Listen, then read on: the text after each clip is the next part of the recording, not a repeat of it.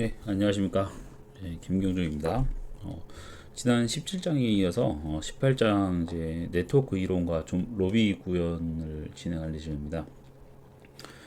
지금 좀비 서바이벌 멀티플레이어 같은 경우는 지난 이제 앞장까지는 17장까지는 주로 이제 좀비 서바이벌의 멀티플레이 협동 게임으로 이제 포팅하기 위한 준비 과정이라고 보시면 되는데요.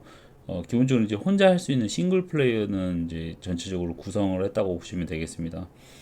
그래서 여기서 이제 저희가 멀티플레이어 관련된 네트워크 부분과 여러 가지 솔루션을 이제 포팅을 해서 협동 게임으로 이제 발전시키도록 저희가 작업할 예정이고, 이 장에서 이제 자료 내용을 좀 정리를 해보자면, 네트워크 동기화, 그리고 게임 서버의 종류, 네트워크 권한 분리, 그리고 포턴 준비하기, 그리고 로비 만들기, 이걸 통해서 이제 만들 예정입니다.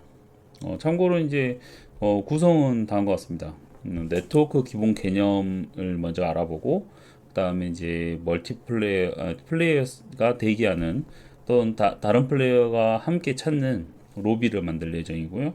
그리고 플레이어가 모이는 룸, 이 과정에서 이제 플레이어 찾아 한 룸에 모이도록 하는 매칭 시스템을 구현하는 것까지 여기서 이 장에서 이제 진행할 예정입니다.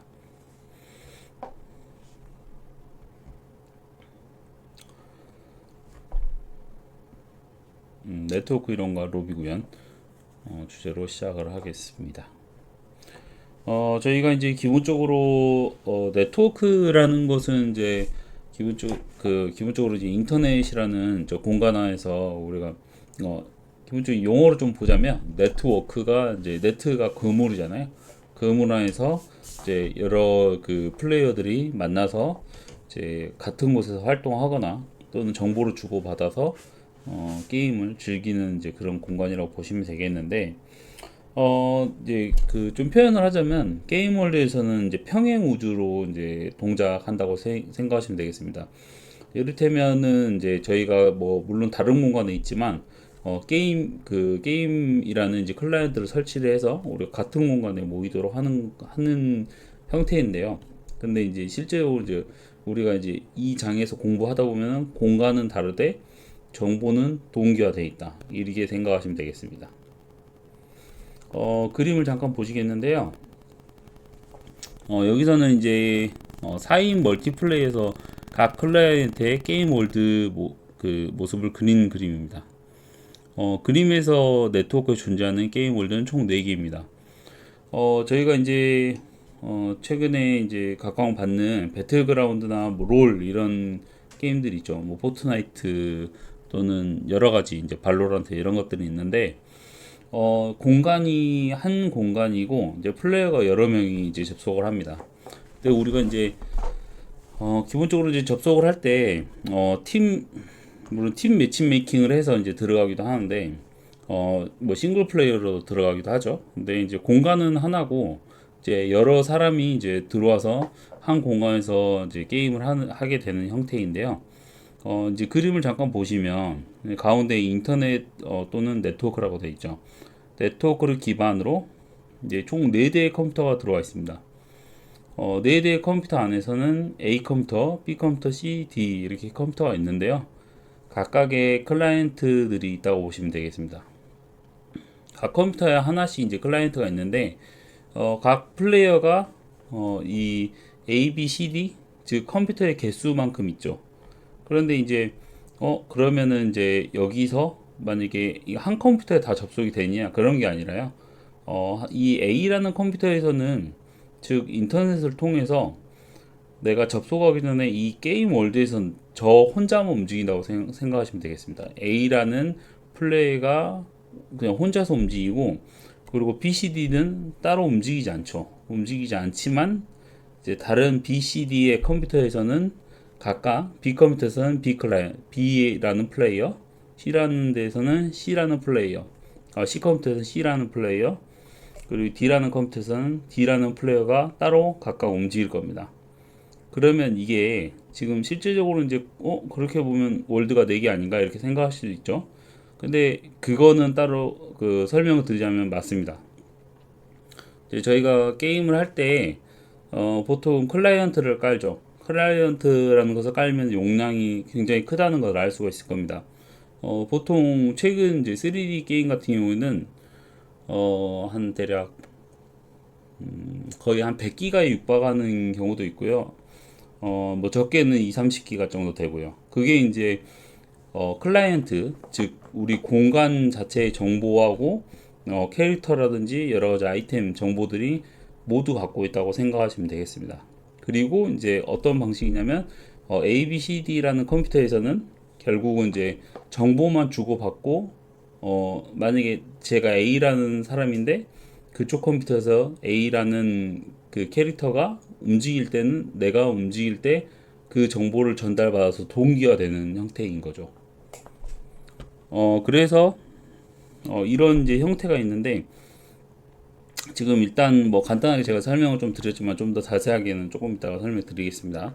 그래서 이런 가정 아래 ABCD라는 동작은 결국은 나만 움직이지만 BCD는 결국 동기화를 받아서 움직인다 이렇게 생각하시면 되겠습니다. 그래서 실제적으로 이제 인터넷에서 이제 그 이제 각 컴퓨터별로 그리고 인터넷 네트워크 안에서 움직이는 총 인원은 각 컴퓨터에 4명 그리고 총 4대의 컴퓨터이기 때문에 16개가 움직인다고 보시면 되겠습니다. 그러니까 어떻게 보면 A라는 컴퓨터에서 BCD는 각각 BCD의 컴퓨터의 아바타라고 볼 수 있는 거죠. 그래서 이런 이제 오브젝트 자체를 움직이는 거 이제 어떻게 이제 접근을 해야 되냐 그렇게 그 여기서 이제 공부를 하고 저희가 구축하는 것까지 진행을 할 예정입니다. 다음 보시겠습니다. 자, 이거 보시면은 로컬과 리모트가 있습니다. 동기화 과정인데요. 로컬 오브젝트는 주도권은 저한테 있습니다. 결국은 이제 제가 컨트롤하는 거죠. 그러니까 제가 주인공인 거고, 다른 컴퓨터에서 봤을 때, 만약에 A라는 컴퓨터에서 나를 봤을 때는 내가 주인공이지만, B라는 컴퓨터에서 B라는, 즉 캐릭터를 봤을 때는 B가 주인공입니다. 그리고 C라는 컴퓨터에서 봤을 때는 C가 주인공이고요. 역시 D라는 컴퓨터에서는 D라는 게 주인공입니다. 그래서 즉 주도권은 로컬 오브젝트는 로컬이 이제 그 지역이잖아요. 이제 즉 이제 나조다. 그리고 리모트는 이제 원격이라는 소리인데 즉 주도권이 나한테 있고 리모트는 이제 원격에서 나의 컴퓨터에 들어와서 이렇게 컨트롤하는 게 아니라 나의 컴퓨터에 정보를 전달하고 그 오브젝트가 움직이게끔 해주는 게 즉 리모트 오브젝트라고 보시면 되겠습니다. 그래서 주도권이 저한테 있지는 않고 네트워크 너머에 타인에게 있고 그걸 전달받아서 움직일 수 있는 거죠. 자, 그러면 이제 이 정보들이 어떻게 오가냐 이런 것들이 이제 제일 중요한데 로컬 플레이어 캐릭터의 A 정보를 다른 월드에 있는 리모트 플레이어 캐릭터 A에 전달하여서 로컬 플레이어 캐릭터의 A의 변경사항을 리모트 플레이 캐릭터 A에 반영을 하는 겁니다. 쉽게 말해서 이제 A라는 컴퓨터에서 A를 움직일 때마다 변경이 이렇게 전달을 하는 거죠. C에도 전달하고, B에도 전달하고, C에도 전달하고, D에도 전달하고. 근데 요즘에는 꽤나 많은 게임들이 이 뭐 서너 명이 아니라 꽤 100명, 막 제가 하는 뭐 배그 같은 경우는 배틀그라운드 같은 경우는 한 100명 정도도 접속하고요. 그리고 뭐 적게는 뭐 60명, 40명 이렇게 접속하기도 하죠. 그래서 뭐 끊기기도 하고 여러 가지의 뭐 네트워크적인 문제도 있고 그러는데 이런 것들이 이제 동기화하는 게 고도의 기술이라고 볼 수 있겠습니다.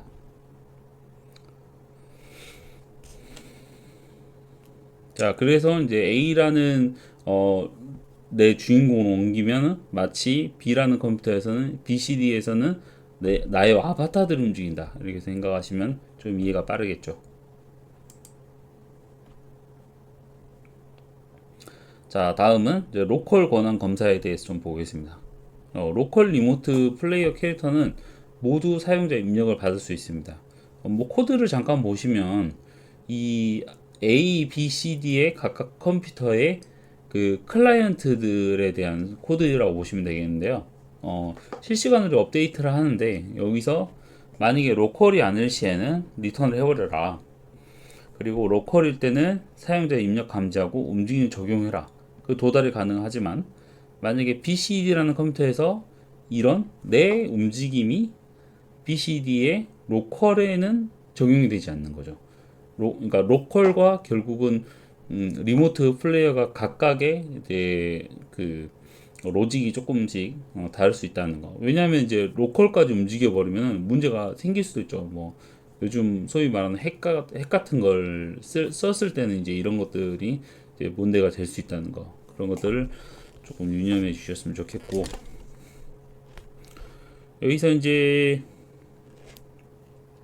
즉 이제 플레이 A 입장에서 A 게임 오브젝트의 로컬임으로 사용자 입력 감지하는 하단의 코드로 처리가 계속된다고 보시면 되겠습니다. 그리고 나머지 BCD 게임 오브젝트는 이 부문에 걸려서 더 이상 처리 못하도록, 로컬이 아닌 시에는 리턴 에러를 처리 못하도록 진행되지 않습니다. 이렇게 해서 네트워크 동기화를 진행을 합니다. 자, 그러면 저희가 이제 이거에 앞서서 지금 여기에 가운데 있는 인터넷 또는 시설 네트워크 이렇게 되어 있는데, 이 형태가 이제 여러 가지가 있습니다. 이거를 또 공부를 따로 해보겠습니다. 크게는 여기서 지금 전용 서버가 있고요. 그리고 리슨 서버, 그리고 P2P 방식이 있는데요. 지금 여기서 저희가 P2P도 있고 매치메이킹 서버도 있고 포톤룸 이렇게 있습니다. 뭐 이제 크게 보시면은 이렇게 보시는 게 제일 빠를 것 같은데, 여기서부터 전용 리슨 P2P 이렇게 보시는 게 먼저 일단 앞서서 볼 거고요. 자, 일단은 서버에 대해서 좀 알아보겠습니다. 서버. 자, 서버 같은 경우는 이제 뜻이 뭐죠? 서버 같은 경우 뜻이 자, 서비스에 여기에 ER이죠. 그러니까 결국은 이제 서비스를 제공하는 장 주체자인데, 여기서 이제 즉 서버의 모든 자원이 온전히 네트워크 서버를 유지하는 데 사용되며 서버가 플레이어로서 게임에 직접 참가하지 않는 형태. 즉슨 이제 가운데에서 마치 그 관리자 같은 입장이죠. A라는 클라이언트하고 B, C 이렇게 들어오면은 각각 관할을 하지 않고 들어와서 정보만 관리해주고, 결국 접속해서 이 안에서만 정보를 접속하고, 결국 나가버리면은 이제 그 클라이언트 안에서는 즉 정보를 제공하지 않는 이런 형태가 되겠는데, 이런 형태 같은 경우는 전용서버는 언제든 이제 참가가 가능하죠. 참가가 가능하고 거중된 고성능 서버를 제공하기 때문에 접속한 클라이언트는 꽤나 쾌적한 환경에서 게임을 즐길 수 있습니다. 하지만 이제 전용 서버는 다른 방식에 비해서 이제 되게 비용이 비싸죠. 그래서 이제 게임사들에서도 이제 굉장히 고민을 많이 하는 게, 어떤 부분까지 전용 서버를 둘지, 리슨 서버를 둘지, P2P를 할지, 이제 이런 것들을 고민을 많이 할 수밖에 없습니다. 왜냐하면 이제 전용 서버를 쓰면 좋겠죠. 뭐 게임이 물론 이제 계속 비용이 과금돼서 들어오는 것도 아니고, 요즘 최근에는 이제 무료로 배포를 하고 그 안에서 인앱으로 이제 비용을 발생시키는데, 인앱으로 이렇게 수익이 계속 발생을 하면 다행인데 수익이 발생하지 않으니까 결국은 그 사용자 입장에서는 좋지만 이제 게임 그 회사 입장에서는 굉장히 좋지 않죠. 그래서 그 안에서 많은 이벤트를 통해서 뭐 수익을 창출하거나, 또는 이제 뭐 과금을 좀 유도해서 적당한 수준에서 이제 게임을 발생시키고 유지를 해야죠. 근데 이제 서버 비용이 이러다 보니까 너무 비싸니까 이제 그러면 다른 방식을 써서 좀 비용을 다운시킬까 하는 방식이 이제 리슨이나 P2P 이런 식으로 생각하시면 되겠습니다. 그래서 이제 모든 자원을 이제 서버에서 사용하면 빠르지만 이제 플레이어도 좋고 빠르지만 비용이 많이 든다. 이걸 생각하시면 되겠습니다. 그 다음에 리슨 서버입니다. 리슨 서버 방식은 전용 서버가 없는 대신 플레이어 클라이언트 중 하나가 서버 역할을 맡습니다.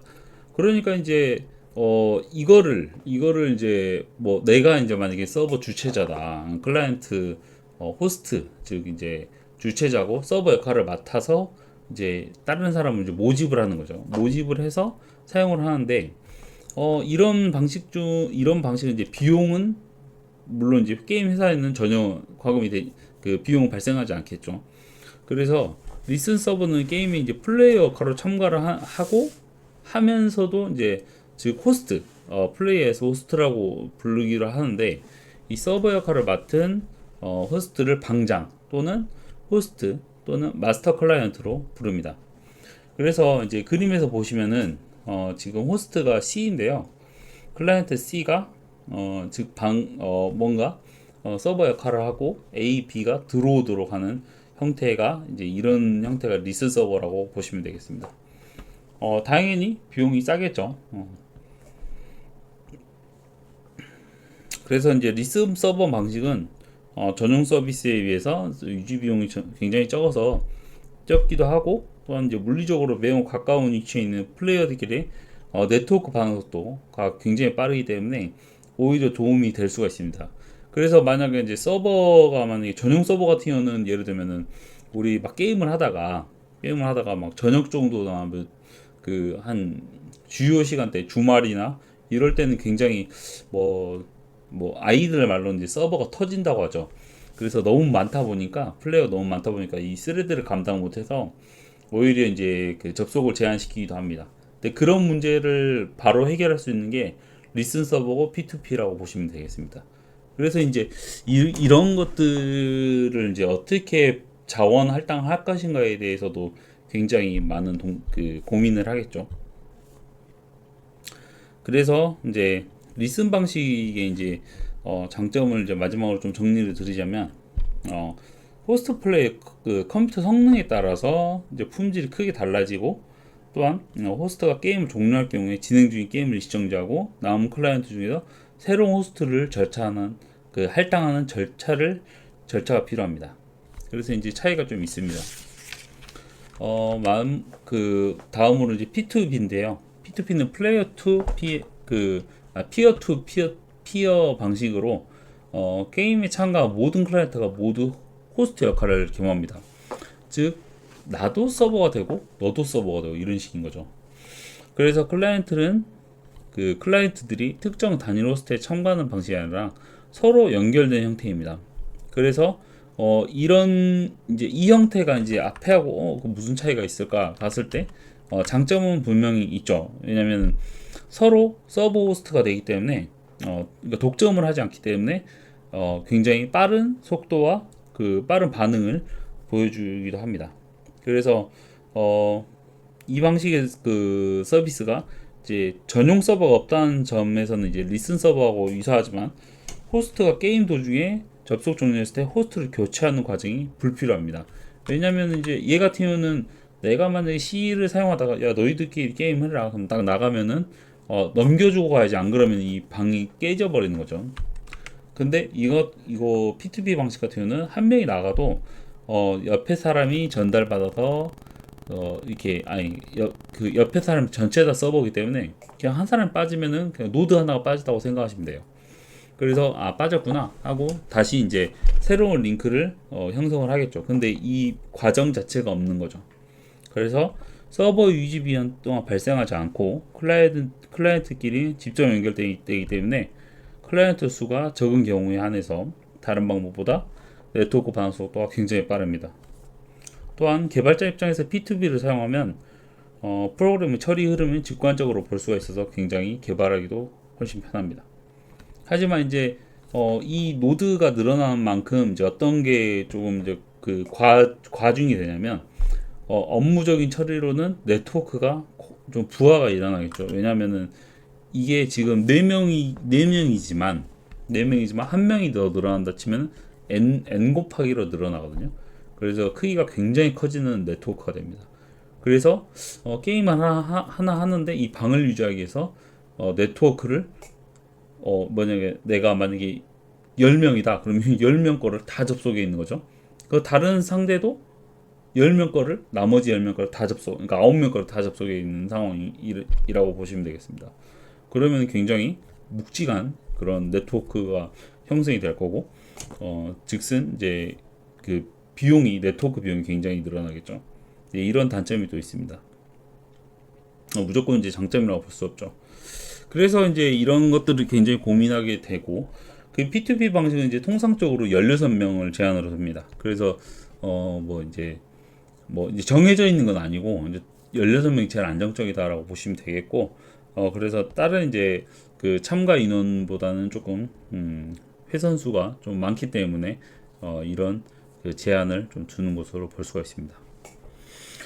그래서 연결수로 늘어날수록 이제 늘어나는 이 P2P 방식에 반해서 이제 클라이언트가 부담되는 연산량이 늘어나다 보니까 P2P 방식보다는 호스트 앤 클라이언트 방식을 더 많은 이제 사용하게 되는, 그래서 이제 이걸 왔다 갔다 하게 되는데 이제 고민을 하게 되는 거죠. 이제 어떤 방식을 좀 취하는 게 더 좋을까? P2P 방식 썼더니 반응 속도는 빠르고 게임은 끊기지 않지만 뭔가 비용이 증가를 하고, 리슨 서버를 썼더니 이게 비용은 떨어지는 대신에 계속 전환 방식, 계속 호스트를 전환해 줘야 되는 단점이 있고, 전용 서버를 썼더니 우리 게임 회사에 그 득보다는 실이 더 세니까 이제 새로운 방식을 이제 또 생각을 해냅니다.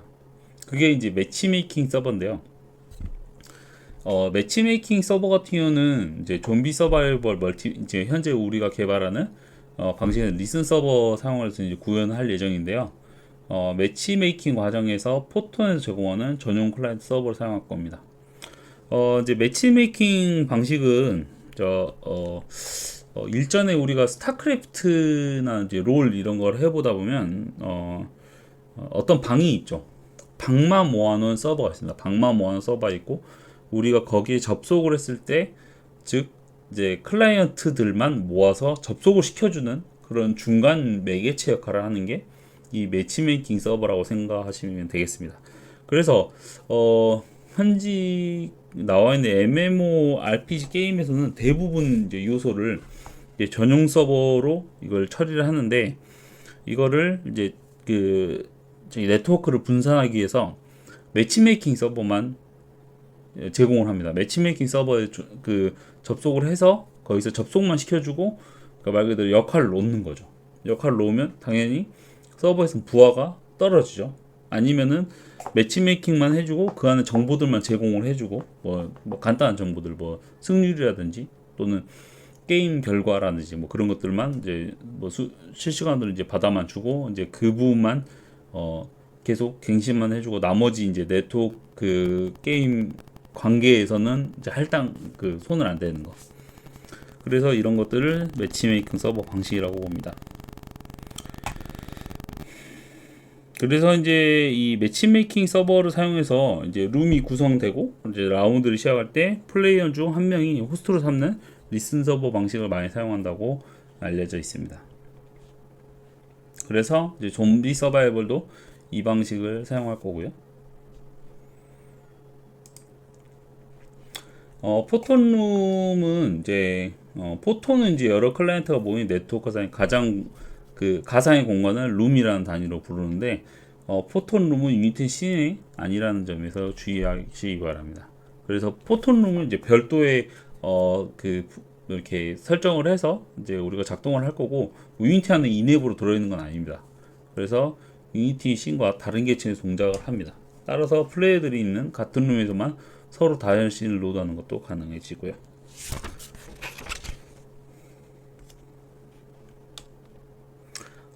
좀 정리를 해보자면은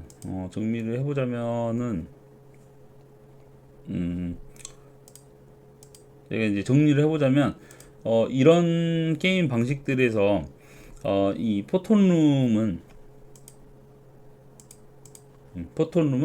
하나의 룸에서 플레이드 모인 상태에서 여러 사람이 각자 무전기를 든 채 같은 주파수 공유하고 있는 것으로 이해할 수 있습니다. 즉 주파수를 공유한 사람들끼리 정보를 공유하고 같은 장소로 이동하고, 이런 방식으로 취한다고 보시면 되겠습니다. 하지만 이제 주파수를 공유한다는 사실은 이제 그 자체와 사람들이 위치한 물리적 장소 시내는 연관성이 전혀 없다는 걸 알아두시면 좋겠습니다.